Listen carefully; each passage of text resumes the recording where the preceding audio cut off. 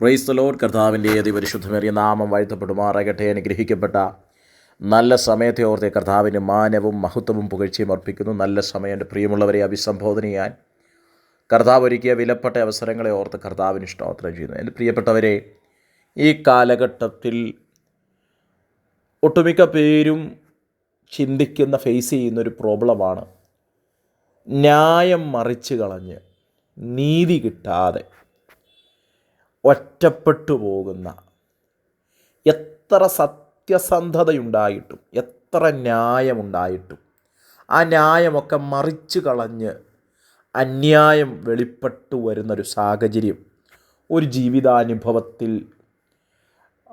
കടന്നു പോകുന്ന അനേകരുണ്ട്. പ്രിയപ്പെട്ടവരെ, ഇന്ന് ദൈവത്തിൻ്റെ വചനം താങ്കളോട് സംസാരിക്കാൻ ആഗ്രഹിക്കുന്നു. 1 ശമൂവേലിൻ്റെ പുസ്തകം 24-ാം അധ്യായം 12-ാമത്തെ വേദഭാഗം ഇങ്ങനെയാണ് വായിക്കുന്നത്. യഹോവ എനിക്കും നിനക്കും മധ്യേ ന്യായം വിധിക്കട്ടെ.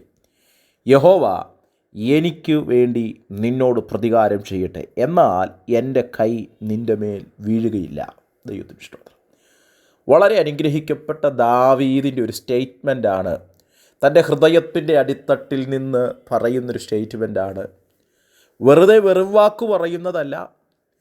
തന്നെ കൊല്ലുവാൻ ഒരു വേട്ടപ്പട്ടിയെപ്പോലെ ശൗൽ പാഞ്ഞെടുക്കുകയും നശിപ്പിക്കുവാൻ അവസരം കിട്ടിയാൽ നശിപ്പിച്ച് കളയുവാൻ വേണ്ടി തക്കം പാർത്ത് നടക്കുകയും ചെയ്യുന്ന സാഹചര്യത്തിലും തൻ്റെ എതിരു നിൽക്കുന്ന അഭിഷേകം വീണ ദാവീദ് പറയുന്നൊരു സ്റ്റേറ്റ്മെൻറ്റാണ്,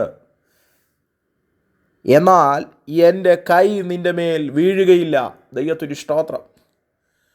തൻ്റെ ജീവൻ കൊണ്ട് ദാവീദ് ഏറിയ വർഷങ്ങൾ മരുഭൂമി മാറി, ഗഹ്വരങ്ങൾ മാറി, വല്ലാതെ അലഞ്ഞോടുന്നൊരു സാഹചര്യമാണ്. ദൈവത്തിന് സ്തോത്രം. ചില വ്യക്തികളുടെ പദങ്ങളിൽ, ചിന്തകളിൽ, അവരുടെ സാഹചര്യങ്ങൾ നോക്കി അവർ പറയുന്നത് കേട്ടിട്ടുണ്ട്. ഞാൻ ക്ഷമിച്ച് പച്ച മലയാള ഭാഷ പറഞ്ഞ നെല്ലിപ്പലക കണ്ടു എന്ന്. ദൈവത്തിന് സ്തോത്രം. ഇനി എനിക്ക് ക്ഷമിക്കാൻ കഴിയാത്തവണ്ണം എന്നെ വല്ലാതെ ദ്രോഹിക്കുകയാണ് അവർ. ചിലർ പറഞ്ഞിട്ടുണ്ട്, എൻ്റെ കമ്പനിയിൽ എന്നെ മാത്രം എയിം ചെയ്ത് എന്നെ താറടിച്ച് കാണിക്കാൻ, എൻ്റെ മുഖഛായ തകർക്കാൻ, എൻ്റെ അഭിമാനത്തെ തൊടാൻ പലരെഴുന്നേൽക്കുന്നു. എൻ്റെ ജീവിതം പോലും മടുത്തുപോയി എന്ന ചില സാഹചര്യങ്ങൾ അവരെ കൊണ്ടത് പറയിപ്പിക്കുകയാണ്.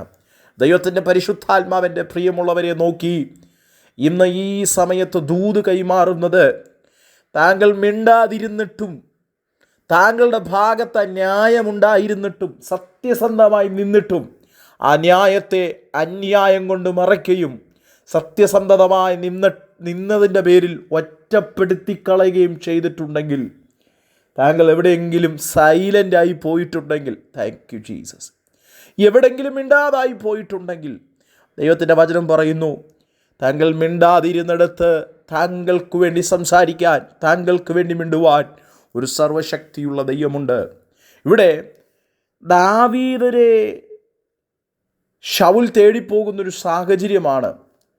ശൗൽ ഫെലിസ്ത്യരെ മുഴുവനും ഓടിച്ച് കളഞ്ഞ് മടങ്ങി വന്നപ്പോൾ താൻ കേൾക്കുന്നൊരു വാർത്ത, ദാവീദ് എൻഗതി മരുഭൂമിയിലുണ്ട് എന്ന് അറിവ് കിട്ടി. എന്നാൽ ദാവീദിനെ എവിടെ കണ്ടാലും നശിപ്പിച്ച് കളയാൻ തക്കം പാർത്തു നടന്ന ശൗലിൻ്റെ ചെവിയിൽ ഇങ്ങനെയൊരു വാർത്ത കിട്ടിയപ്പോൾ താൻ അവിടെ നിന്നും 3000 പേരെ ഇസ്രായേലിൽ നിന്നും തിരഞ്ഞെടുത്ത് ദാവീദിൻ്റെ നേരെ ചെല്ലുകയാണ്. പ്രിയപ്പെട്ടവരെ, നമുക്ക് നേരെ എത്ര ആളുകൾ എതിരെ വന്നോട്ടെ, ഒരു കാര്യം, നമ്മുടെ ഭാഗത്ത് ന്യായമുണ്ടായിട്ട്, നമ്മുടെ ഭാഗത്ത് സത്യസന്ധമായ വിഷയമുണ്ടായിട്ട്, നമുക്കെതിരെ ഒരു പട്ടണം മുഴുവനും എഴുന്നേറ്റോട്ട്, എത്ര പേരും എഴുന്നേറ്റ് നിന്നോട്ട്, ഒരു കമ്പനിയിലുള്ള ആളുകൾ മുഴുവനും എതിര് നിന്നോട്ട്, എന്നാൽ സർവശക്തനായ ദൈവത്തിൻ്റെ മുഖത്തേക്ക് നോക്കുന്നൊരു വ്യക്തിയാണ് താങ്കളെങ്കിൽ, താങ്കളെ ഒറ്റപ്പെടുത്തി കളയാത്ത, താങ്കളെ നശിപ്പിച്ച് കളയാൻ ശത്രുവിൻ്റെ കയ്യിൽ കൊടുക്കാത്തൊരു ദൈവത്തിൻ്റെ കരം ചലിക്കുന്നുണ്ട്. കർത്താവിന് സ്തോത്രം ചെയ്യുന്നു. എൻഗതി മരുഭൂമിയിൽ ദാവീദുണ്ടെന്ന് അറിഞ്ഞിട്ട് ശൗൽ 3000 പേരെ കൂട്ടി ദാവീദിനെ കൊല്ലുവാൻ പുറപ്പെടുകയാണ്. എന്നാൽ അന്നേ രാത്രിയിൽ ശൗൽ ദാവീദിനെ കാണാതെയും, എന്നാൽ ശൗലിനെ ദാവീദിൻ്റെ കയ്യിൽ ലഭിക്കുകയും ചെയ്യുമ്പോൾ ദാവീദിന് വേണമെങ്കിൽ ശൗലിനെ കൊല്ലാമായിരുന്നു. തൻ്റെ കൂടെ ഉണ്ടായിരുന്നവർ പറഞ്ഞു, ഇത് യഹോവ അരുളി ചെയ്തതായിരുന്നു, നിൻ്റെ കയ്യിൽ ശത്രുവിനെ ഏൽപ്പിച്ചു തരും, അല്ലെങ്കിൽ ശൗലിനെ ഏൽപ്പിച്ചു തരും, നീ എന്ന് അവനെ കൊന്നു കളയണമെന്നൊക്കെ കൂടുണ്ടായിരുന്നവർ പറഞ്ഞിട്ടും ദാവീദ് അവൻ്റെ വസ്ത്രത്തിൻ്റെ അഗ്രം മുറിച്ചെടുത്ത് ഒരു അടയാളത്തിനു വേണ്ടി വെച്ചിരുന്നു. നിന്നെ എൻ്റെ കയ്യിൽ ലഭിച്ചിരുന്നു, ഞാൻ ഒന്നും ചെയ്യാതെ വിട്ടു എന്ന് പറയാൻ സ്തോത്രം അടയാളത്തിനു വേണ്ടി വെച്ചിട്ട് പോലും ദാവീദിൻ്റെ ഉള്ളിൽ വളരെ കുറ്റബോധം നിറയുകയാണ്. ദൈവത്തിന് സ്തോത്രം. പ്രിയപ്പെട്ടവരെ, എന്തു നല്ല മനസ്സിനുടമയാണ് ദാവീദ്. തന്നെ കൊല്ലുവാൻ വന്ന ശൗലിനെ തൻ്റെ കയ്യിൽ കിട്ടിയിട്ടും തന്നെ നോവിക്കാതെ, തന്നെ മുറിപ്പെടുത്താതെ, കൊല്ലാതെ തൻ്റെ മുന്നിലേക്ക് ചെന്ന് സാഷ്ടാംഗം വീഴുന്നൊരു ദാവീദ്. ഇന്ന് ഈ സന്ദേശം പറയുമ്പോൾ ചിലരെ നോക്കി പരിശുദ്ധാത്മാവ് കൈമാറാൻ ആഗ്രഹിക്കുന്നു. താങ്കളോട് എതിർത്തു നിന്നവരോട് എതിർത്തു നിൽക്കാനല്ല, സ്നേഹത്തിൻ്റെ മനോഭാവത്തിൽ, അതേ തിരിച്ച് ദൈവം എനിക്കും നിനക്കും മധ്യേ ഉണ്ട്, ന്യായം ദൈവം ചെയ്യട്ടെ എന്ന് പറയാൻ എത്ര പേർ തയ്യാറാകും? ഇന്ന് ഈ സന്ദേശം കേൾക്കുമ്പോൾ എനിക്ക് വേണ്ടി, നമ്മൾക്ക് വേണ്ടി ന്യായം പ്രവർത്തിക്കുന്നൊരു ദൈവമുണ്ട് പ്രിയപ്പെട്ടവരെ. ദൈവത്തിന് സ്തോത്രം. അതിനുശേഷം താഴോട്ട് വായിച്ചു വരുമ്പോൾ കാണാൻ കഴിയുന്നു, ദാവീദ് ശൗലിൻ്റെ മുൻപിൽ വന്ന് നിന്ന് സ്തോത്രം, യജമാനനെ, താങ്കളെ ഞാൻ കൊല്ലുകത്തില്ല, ശൗലിനെ കൊല്ലാൻ ഞാൻ സ്തോത്രം ചെയ്യുകയില്ല എന്ന് ദാവീദ് പറയുന്നൊരു സ്റ്റേറ്റ്മെൻറ്റ് വായിക്കുന്നു. എന്നിട്ട് ദാവീദ് പറയുന്നൊരു കാര്യമാണ്, എനിക്കും നിനക്കും മധ്യേ യഹോവ ന്യായം വിധിക്കട്ടെ എന്ന് പറഞ്ഞാൽ എനിക്ക് താങ്കളെ കൊല്ലുവാനുള്ള ശക്തിയില്ല, അല്ലെങ്കിൽ അതിനുള്ളൊരു മനക്കരുത്തില്ല. പ്രിയപ്പെട്ടവരെ, സൈലൻ്റായി പോയ ചില സാഹചര്യങ്ങൾ താങ്കളുടെ ജീവിതത്തിലുണ്ടായേക്കാം. എത്ര തെളിയിക്കാൻ നോക്കിയിട്ടും, എത്ര ന്യായത്തെ പറയാൻ നോക്കിയിട്ടും ആരും ചെവിക്കൊണ്ടിട്ടും അംഗീകരിക്കാത്തൊരു സാഹചര്യം ഒരു പക്ഷെങ്കിൽ ഈ സന്ദേശം കേട്ടുകൊണ്ടിരിക്കുമ്പോഴും താങ്കളുടെ ജീവിതത്തിൽ വന്നിട്ടുണ്ടാകാം. ന്യായത്തെ മറിച്ച് കളഞ്ഞ്, അന്യായം കൊണ്ട് അതിനെ മൂടിക്കളഞ്ഞ് സ്തോത്രം ആ ന്യായം ഇല്ലായ്മ ചെയ്ത് കളഞ്ഞൊരു സാഹചര്യം. ദൈവത്തിൻ്റെ പരിശുദ്ധാത്മ പറയുന്നു, ന്യായം നിഷേധിക്കപ്പെട്ടൊരു വ്യക്തിയാണോ താങ്കൾ? ആ കമ്പനിയിൽ താങ്കൾ ഒറ്റപ്പെട്ട വ്യക്തിയാണോ? സ്തോത്രം നേരിന് വേണ്ടി, സത്യസന്ധതയ്ക്ക് വേണ്ടി നിന്നിട്ടും ഒറ്റപ്പെടുത്തി കളഞ്ഞ, കള്ളനെന്ന് മുദ്ര കുത്തിയ, കൊള്ളാത്തവനെന്ന് മുദ്ര കുത്തപ്പെട്ട ഒരു വ്യക്തിയാണോ താങ്കൾ? അതേ ന്യായത്തിന് വേണ്ടി നിന്നോ? അതേ ദൈവത്തിൻ്റെ വചനത്തിൽ തന്നെ ഉറച്ചു നിന്നോ? താങ്കളെ ഒറ്റപ്പെടുത്തി കളയാത്ത, താങ്കളുടെ ന്യായത്തെ ഒരിക്കൽ തെളിയിക്കുന്നൊരു ദൈവത്തിൻ്റെ കരം ചലിക്കുന്നുണ്ട്.